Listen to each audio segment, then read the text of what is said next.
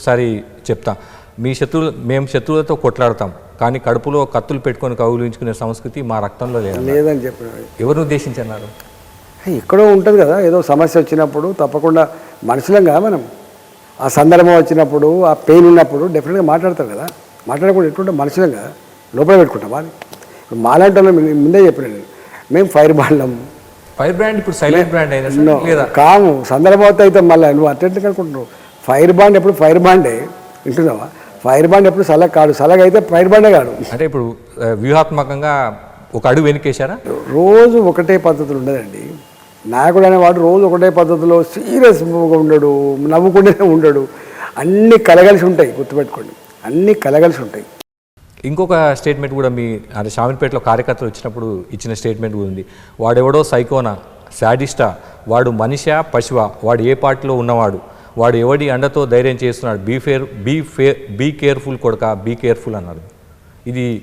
ఇది ఆగ్రహమా, లేకపోతే ఆవేదన, లేకపోతే ఒక మాట ఏమనుకోవాలి సార్? ఒక మాట ఇది ఎప్పుడో నేను ఆ సందర్భాన్ని బట్టి ఇచ్చిన బీజేపీలో జరిగిందే కదా, అవి బాధ్యత రికార్డులలో ఉన్నాయి. నేను అనలేదు అంటలేను కదా, నేను అన్నాను రికార్డు ఉంది, కానీ ఎందుకు అనాల్సి వచ్చింది? 100%.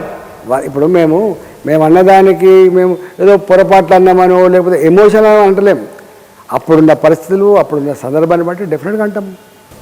ఇప్పుడు అంటే వచ్చే అసెంబ్లీ ఎన్నికలు కానీ అప్పటికి పూర్తిగా రాష్ట్ర బీజేపీ నాయకత్వం సిద్ధమవుతుందా? అసెంబ్లీ ఎన్నికలకు సిద్ధమయ్యే పరిస్థితి ఇక్కడున్న కాంగ్రెస్ను కానీ బీఆర్ఎస్ని కానీ ఢీకొనే పరిస్థితి? మేము ఆల్రెడీ ఎంపీ ఎన్నికల్లో 35% ఓట్లు వచ్చినప్పుడే మా హైకమాండ్ కానీ మా పార్టీ కానీ ఒకటే నిర్ణయించింది, రేపటి ఫ్యూచర్ మనదే, రేపటి భవిష్యత్తు మనదే. తెలంగాణ ప్రజల ఆశీర్వాదం సంపూర్ణంగా దొరికే ఆస్కారం ఉంది. ఆ దిశగా అడుగులు వేయాలని చెప్పి మేము ప్రయత్నం చేస్తాం. ప్రస్తుతం ఉన్న బీజేపీ చీఫ్ నాయకత్వంలోనే అసెంబ్లీ ఎన్నికలు వెళ్తారా? నాయకత్వం మార్పు ఉంటుందా? మీరు కూడా గతంలో రాష్ట్ర అధ్యక్ష పదవి కోసం ప్రయత్నాలు చేశారన్న చర్చ కూడా జరిగింది. పార్టీ నాయకత్వం, కేంద్ర నాయకత్వం బాధ్యతలు అప్పగిస్తే తీసుకునే పార్టీ హైకమాండ్ చాలా అవగాహనతో ఉంటుంది. ఇప్పుడు ఆ స్థాయి దాకా వెళ్ళిందంటే అవగాహన లేని వెళ్తారా చెప్పండి? ఎప్పుడు ఏం చేయాలనో ఎట్లా చేయాలనో అవన్నీ వాళ్ళ దగ్గర ఉంటాయి.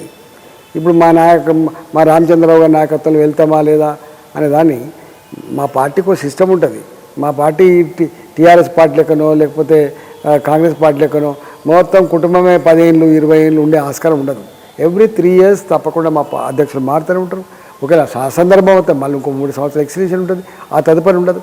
అందుకనే మా పార్టీ ఏ సందర్భంలో ఏ నాయకత్వాన్ని ఏ నిర్ణయాన్ని తీసుకొని ముందుకు పోవాలో ఆలోచించుకుంటారు.